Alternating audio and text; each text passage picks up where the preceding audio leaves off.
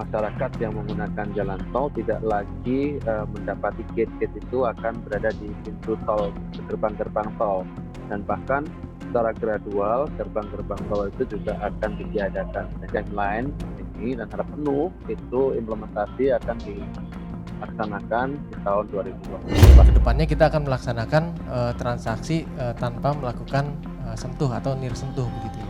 Jadi kita tinggal lewat, kemudian ada sensor-sensor yang bisa mendetek kita ada di dalam jalan tol, kemudian kita bisa di-define untuk melakukan pembayaran.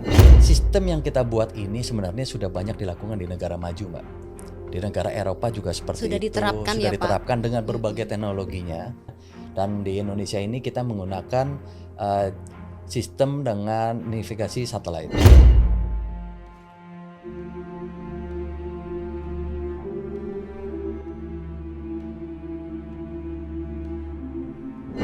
Sebenarnya teknologi MLFF ini satu sistem operasional jalan tol yang sangat ideal sebenarnya diimplementasikan karena kondisi di gerbang tol kita saat ini stop and go condition.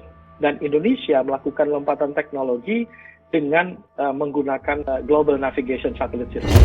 Inilah kerja pemerintah yang kejar-kejaran dengan kemacetan di semua kota. Tidak mudah, tetapi kita harus berani membangun sarana dan prasarana yang mendukung meskipun banyak pro dan kontra, tetapi antar kota pada suatu saat akan menjadi aglomerasi. Benar, ini akan mempercepat perjalanan, artinya mobilitas orang, mobilitas barang akan semakin cepat. Because of that, something had to be done, and the Indonesian government developed a national strategic priority and program to have a national central system for the toll road operations and development. A very clever way.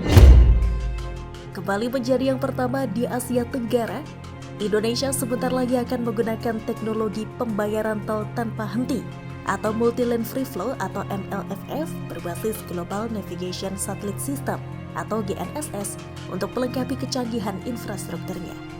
Sebenarnya, bagaimana sih mekanisme MLFF yang diklaim bisa menghilangkan antrean di gerbang tol dan membuat transaksi menjadi lebih cepat tanpa tap kartu uang elektronik ini? Mekanisme MLFF yaitu kendaraan yang melintasi gerbang tol khusus tidak perlu berhenti sebab ada alat yang bisa mendeteksi dan langsung mengeksekusi transaksi secara online. Pembayaran tol tanpa sentuh memerlukan beberapa alat penunjang yang harus dimiliki oleh masyarakat. Salah satunya aplikasi bernama Cantas. Aplikasi ini bisa diunduh di ponsel buat pembayaran jalan tol.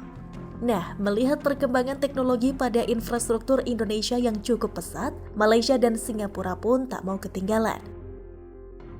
Pihak kerajaan sedang berusaha memastikan MLFF ini dapat laksanakan bermula kajian penggunaan pada tahun 2024 dan kita jangka pada 2025 penggunaan sepenuhnya. Melalui Intelligent Transport System atau ITS, Malaysia sudah tertarik mempelajari sistem ini untuk diterapkan di negaranya. Sebenarnya, Malaysia telah menerapkan sistem MLFF pada jalan tol mereka, hanya saja masih menggunakan basis RFID. Sedangkan Singapura disebut segera akan menggunakan sistem jalan tol yang sama seperti Indonesia. Di Indonesia sendiri, implementasi MLFF memang menjadi bagian dan langkah penting dalam memodernisasi jaringan transportasi. Apalagi, MLFF adalah sebuah teknologi tinggi yang andal serta memberikan standar bagi negara lain untuk merevolusi sistem tolnya. Teknologi MLFF dengan sistem satelit navigasi global atau GNSS di jalan tol sudah banyak diterapkan di berbagai negara Eropa. Hal ini karena keunggulan teknologi GNSS sehingga tidak menutup kemungkinan GNSS akan menjadi teknologi masa depan yang tidak hanya dipakai untuk sistem pengelolaan tol.